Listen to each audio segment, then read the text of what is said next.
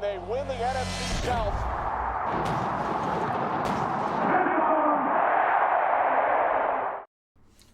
One more thing checked off the off-season to-do list.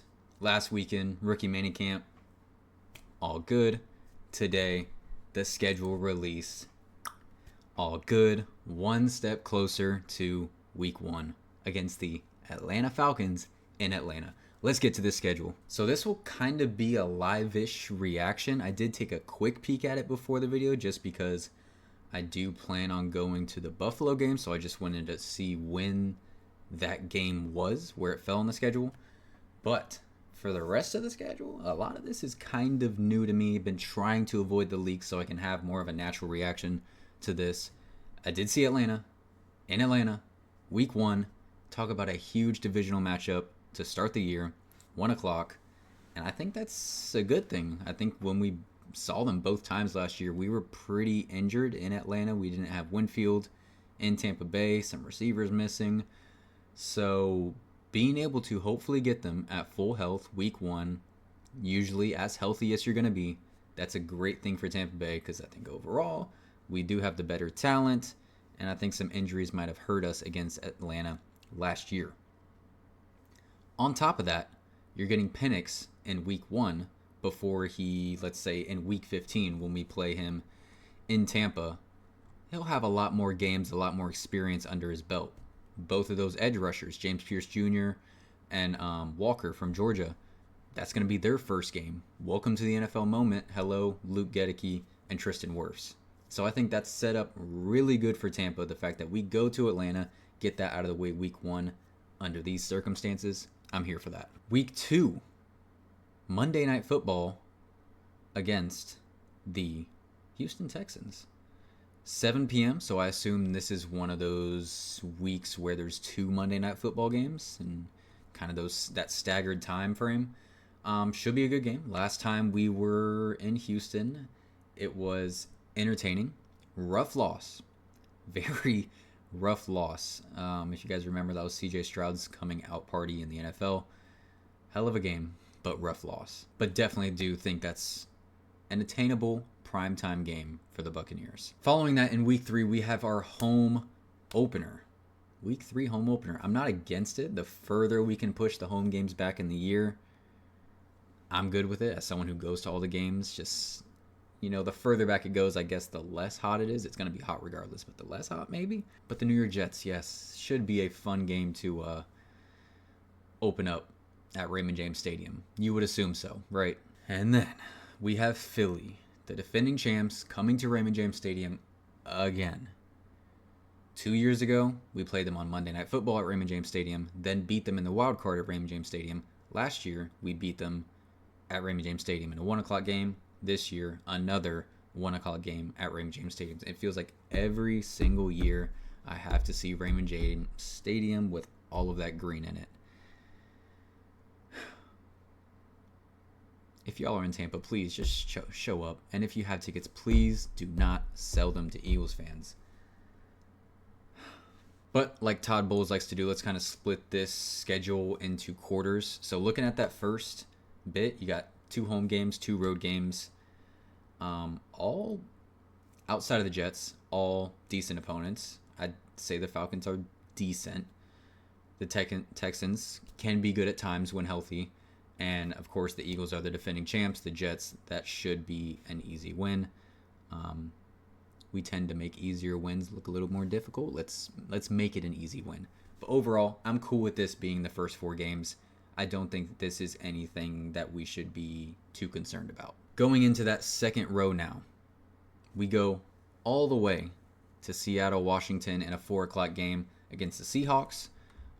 Looking to get back to playoff status over there in Seattle. So we will see how they end up shaping out. New quarterback situation over there, of course. So kind of tough to determine. They kind of switched things up. They brought in Cooper Kupp. We'll see how Seattle looks. I don't want to judge them before even OTAs. Then we got another team that tends to take over Raymond James Stadium and their fan base, the San Francisco 49ers.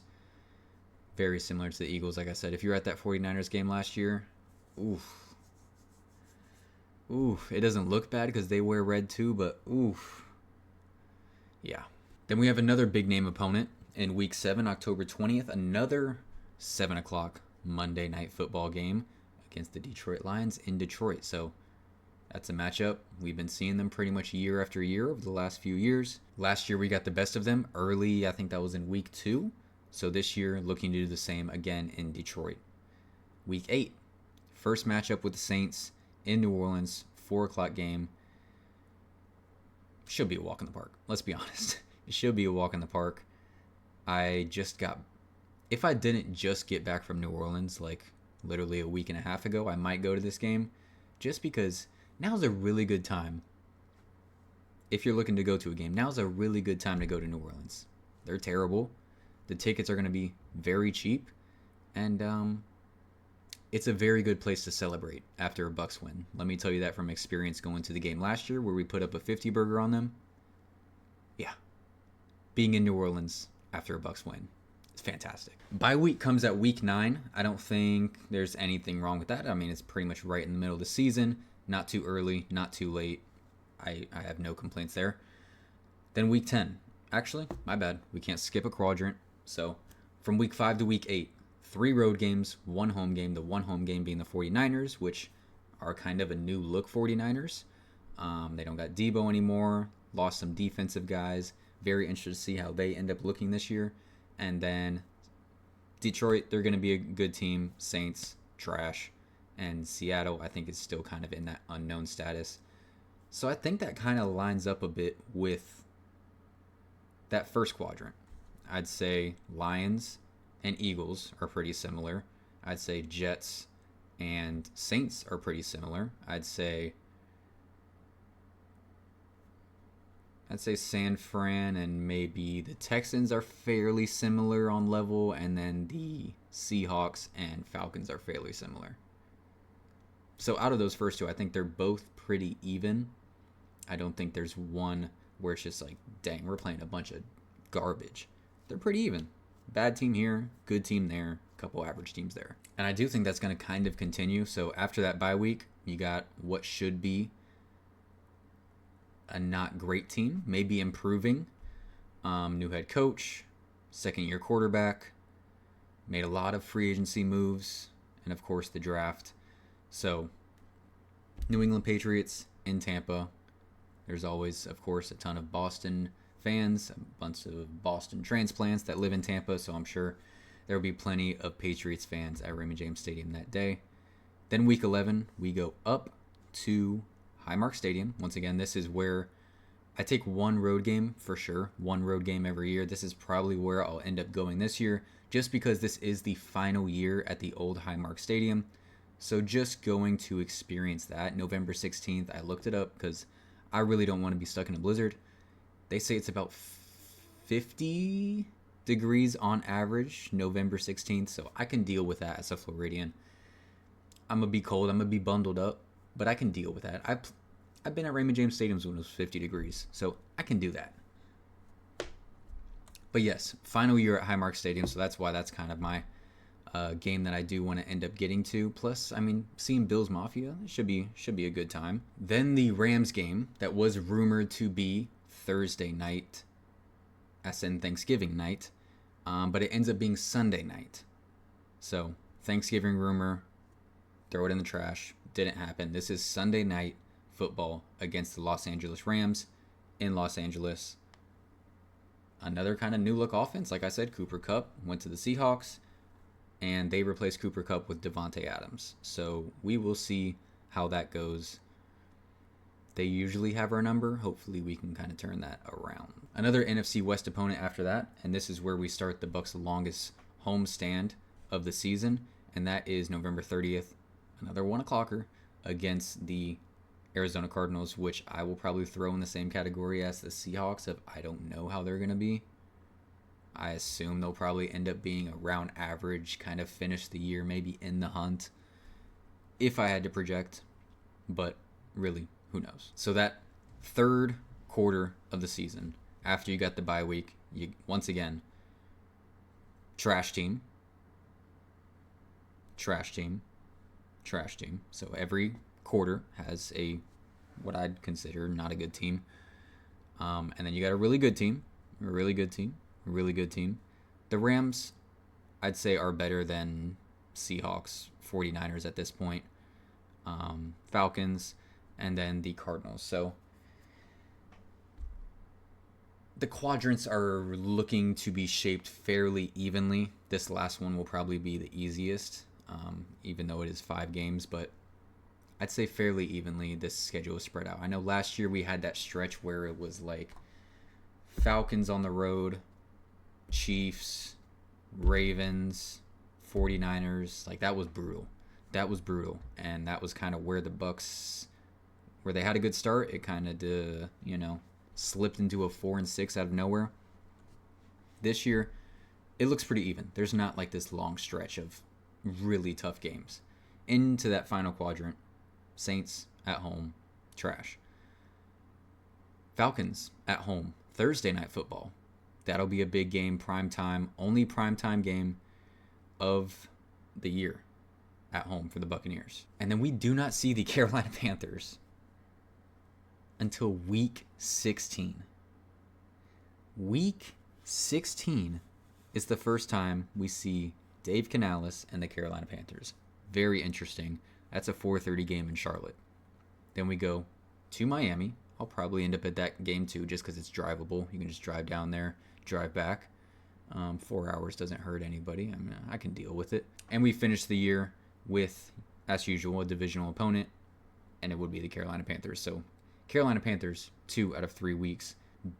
Final quadrant, big divisional quadrant. Saints, Falcons, Panthers twice, and you throw in a little short road trip over to Miami. That's probably the easiest quadrant of them all. And to finish the year, if the Bucs, fingers crossed, knocking on wood, that they don't start fast, end up at 4-6 and 4-7 like they did the last 2 years, this does give them a nice, friendly path to getting, into the playoffs. And I won't even say into the playoffs, because they're going to get into the playoffs, to get a better seed. That's how I should put that. Things to note, like I said, just one home primetime game. And that's on a Thursday. Every single Sunday home game is a 1 o'clocker. That's painful. That is very painful to see.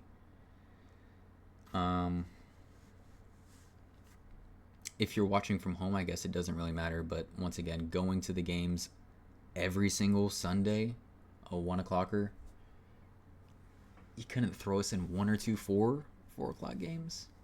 Like, just 1 or 2?